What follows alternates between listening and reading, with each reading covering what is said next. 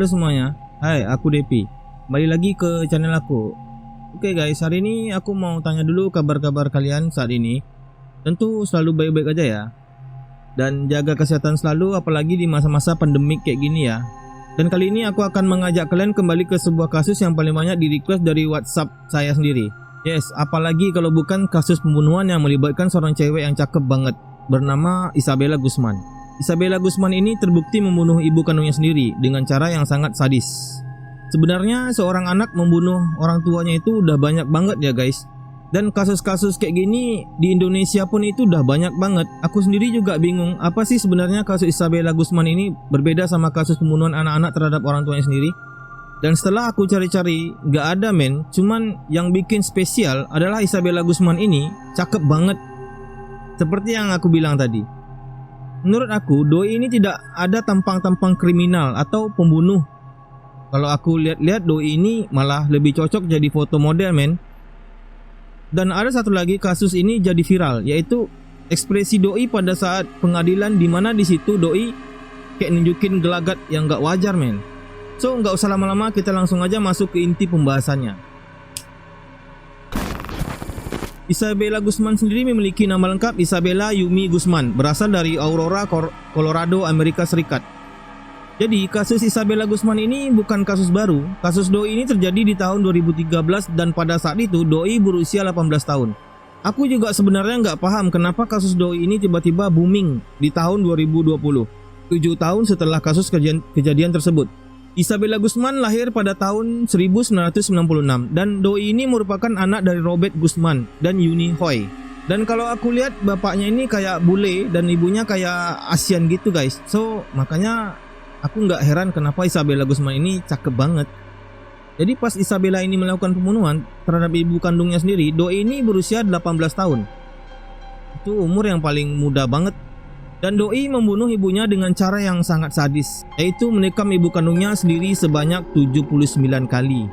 Ada beberapa versi yang mengatakan Isabella Guzman ini menikam sebanyak 151 kali. Dan versi itu juga benar guys.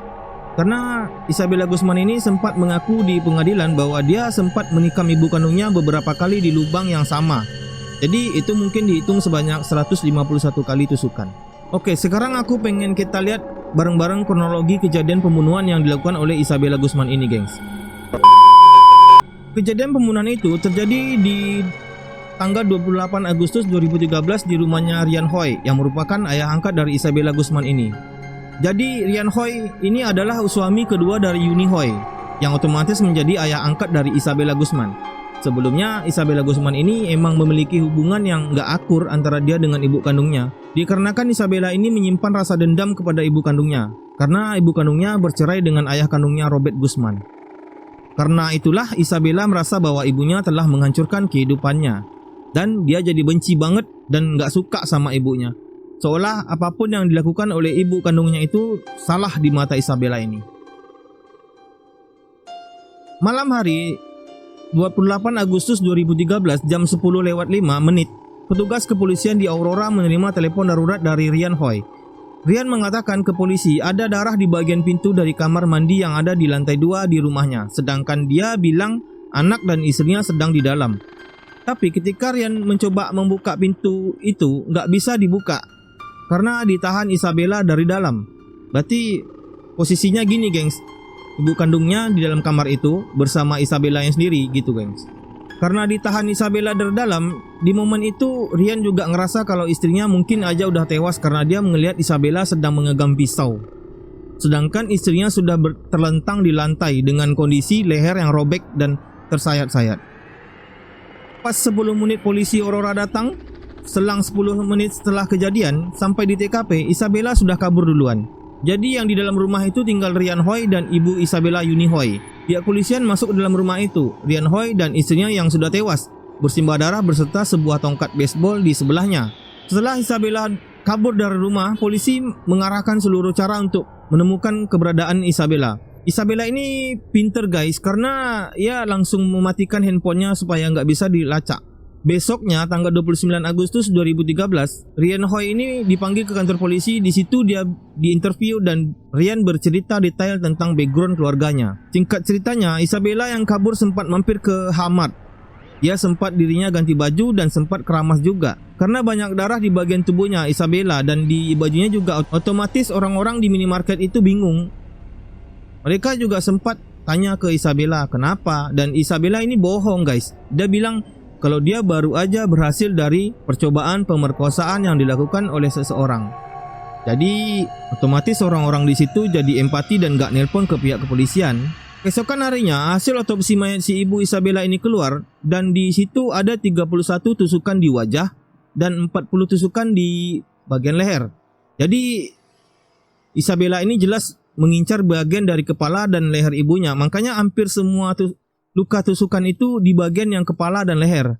Gak lama setelah itu polisi sempat menemukan Isabella, tapi doi ini bohong kepada pihak kepolisian. Dia bilang dia itu bukan Isabella, dia ngaku namanya Samantha Gonzalez. Isabella kembali ditangkap pihak kepolisian pas dia ada di area parkiran. Langsung aja si Isabella ini ditahan, diadili di Arapahoe Country Detention Center, dan pada akhir tahun 2013 Isabella ini dinyatakan tidak bersalah oleh pihak pengadilan karena dari hasil pemeriksaan dokter Isabella ini dinyatakan sakit. Sudah membunuh ibunya dikatakan sakit. Mana itu gengs? Dan sakitnya ini bernama skizofrenia paranoid, di mana pengidapnya itu mengalami ilusi bahwa orang lain ingin melawan dirinya atau keluarganya. Jadi walau terbukti doi ini adalah pelaku pembunuhan itu, doi ini nggak diadili dan nggak dipenjara, tapi menjalani rehabilitas untuk disembuhkan dari penyakitnya. Sampai kapan?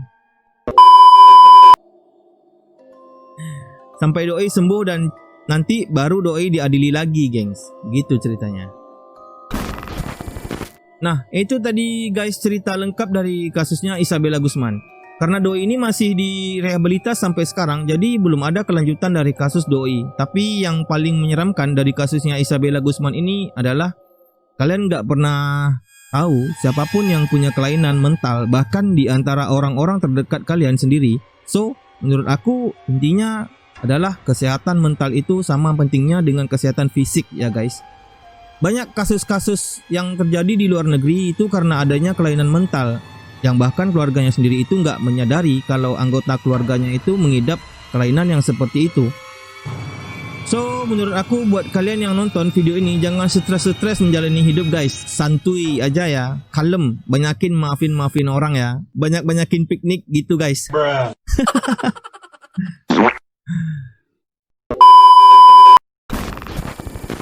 Oke guys, kita tutup dulu video ini. Thank you banget buat kalian yang udah nonton video ini. Kasih tahu aku di kolom komentar di bawah kalau aku harus bahas kasus apa lagi. Subscribe dan nyalain lonceng supaya kalian tidak ketinggalan dengan video-video berikutnya. Bye bye.